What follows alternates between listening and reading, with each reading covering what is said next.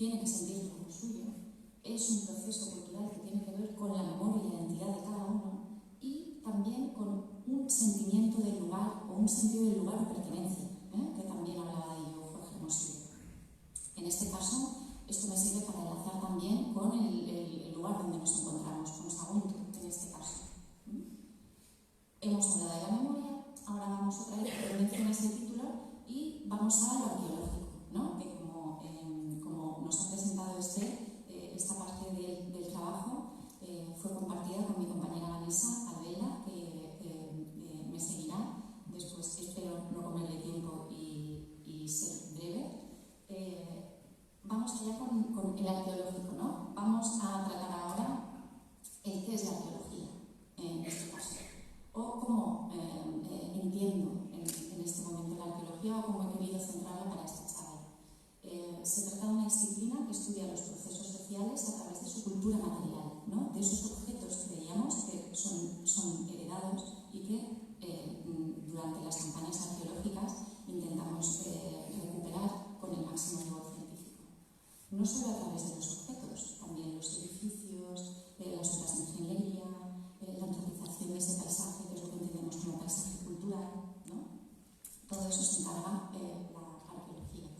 Y como dice David Barreiro en Conclutum hace ya 7 años que presentó este artículo, es este pensar en el pasado lo que nos devuelve al presente, puesto que es una conciencia siempre presente y por lo tanto al futuro.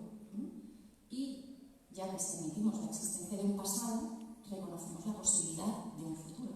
Entonces, los arqueólogos sabemos que una excavación arqueológica es irrepetible, solo se puede hacer una vez, por lo tanto hay mucho registro y mucha estratigrafía que desaparece en el momento de hacer la excavación y por eso tenemos que tener un modo de registro para que esa información perdure, ¿no? Y llegue a los investigadores del futuro.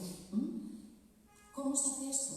Pues ya tenemos la parte esa que me tocaba hablar, ¿no? Ya he llegado hasta aquí, a través de los informes y las memorias arqueológicas, que tienen que ser plenamente rigurosas según la metodología arqueológica y según también la normativa vigente.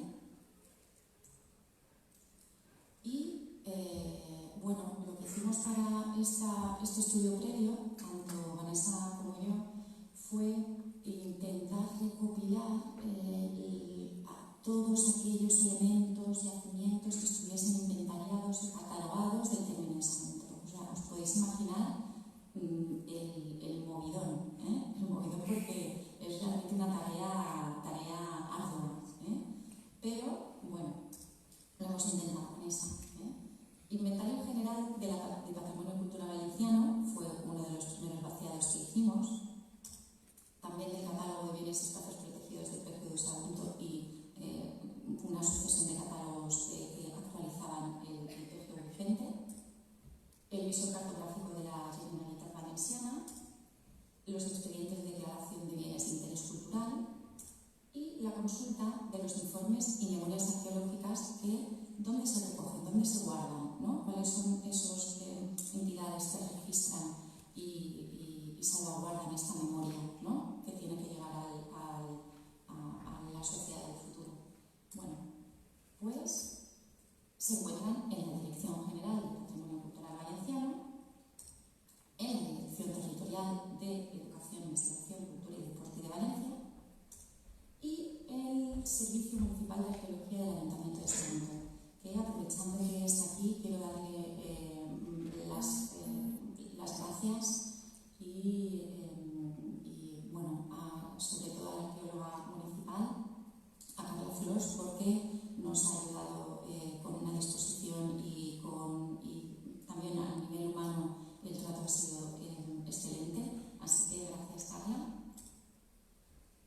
Y ¿qué es lo que hemos obtenido tras el vaciado de todos estos bases de datos? Pues ni nada más ni nada menos que la Dirección General de Patrimonio Cultural Valenciano y en la Dirección Territorial había un total de 474 informes y memorias arqueológicas en los últimos 20 años.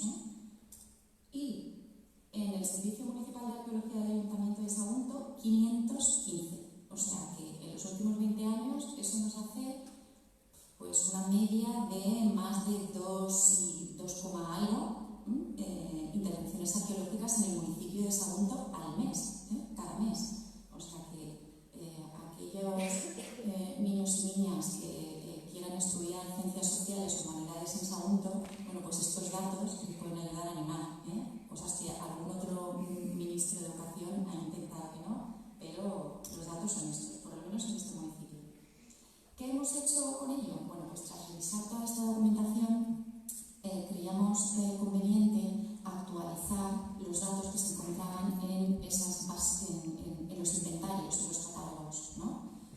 Porque o bien estas fichas estaban realizadas y no se habían actualizado, o bien porque durante estos 20 años había que someter a revisión algunos aspectos. Para ello, lo que hicimos fue elaborar una ficha específica, una ficha extensa, que ahora no me acuerdo del número, pero seguro que Vanessa luego os podrá aproximar un número mayor. Creo que partíamos de 180 y tantos y se quedó en el menos, pero por ahí van los tiros. Y luego, con toda esta información, hicimos un análisis primero cuantitativo, porque en el estudio, en la fase de estudio en la que nos encontrábamos, teníamos que era lo más acertado y lo que nos teníamos que ceñir, ¿no? Ahí tenéis, estos quesitos que son tan gráficos, en el que, si veis, hay los que están considerados como ABA, que significa Área de Vigilancia Arqueológica. Hay otros ABA que tienen en paréntesis BRL que nosotras considerábamos que son ABA que se tienen que someter a revisión y pasar a ser considerados BRL, bienes de relevancia local, porque si os fijáis, el índice de bienes de relevancia local es muy poco para todo el extenso y rico patrimonio arqueológico que tiene Sagunto. Creemos que no hace referencia al estado actual, ¿no? Y abajo, pues por etapas culturales. Con eso, como ha comentado usted, lo que se intentó realizar es también una aproximación a un análisis ACE. Y para no pisar el terreno a Vanessa, que os hablará más en profundidad de los yacimientos y de la puesta en valor de los yacimientos de Sagunto, paso ahora también a enlazar. Si hemos hablado primero del sujeto, ¿no?, con esta memoria individual, para luego pasar a hablar del lugar, ¿no?, y de la memoria colectiva que reúne Sagunto como municipio, vamos a ver estas interrelaciones culturales, ¿no?, o la memoria transcultural, para introducir el tema de itinerarios y rutas culturales de Sagunto, que es un apartado de los que también conforman parte de estos estudios previos para la candidatura a Patrimonio de la Humanidad.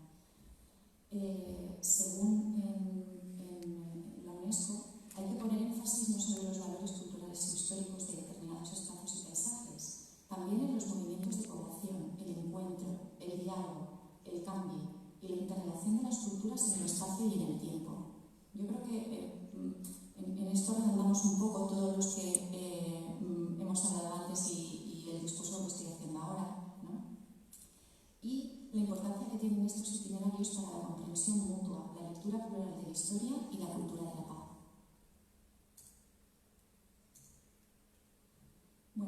Dentro de las itinerarios y rutas culturales están las transnacionales de Sagunto, en el que empezaré con las más importantes. Forma ni más ni menos que de 3 rutas culturales del Consejo de Europa, que es una barbaridad: la ruta de los fenicios, la ruta europea del patrimonio industrial y que creo, ¿no?, que ha sido este año cuando se ha incorporado al Consejo de Europa, es de reciente incorporación, y la ruta europea del patrimonio judío. Hay otra que es también transnacional, que es la ruta del Santo Grial, pero vamos a centrarnos en esta ruta de los fenicios, de la que Sagunto forma parte desde el año 2017 y es una ruta certificada por el Consejo de Europa desde 2003. La ruta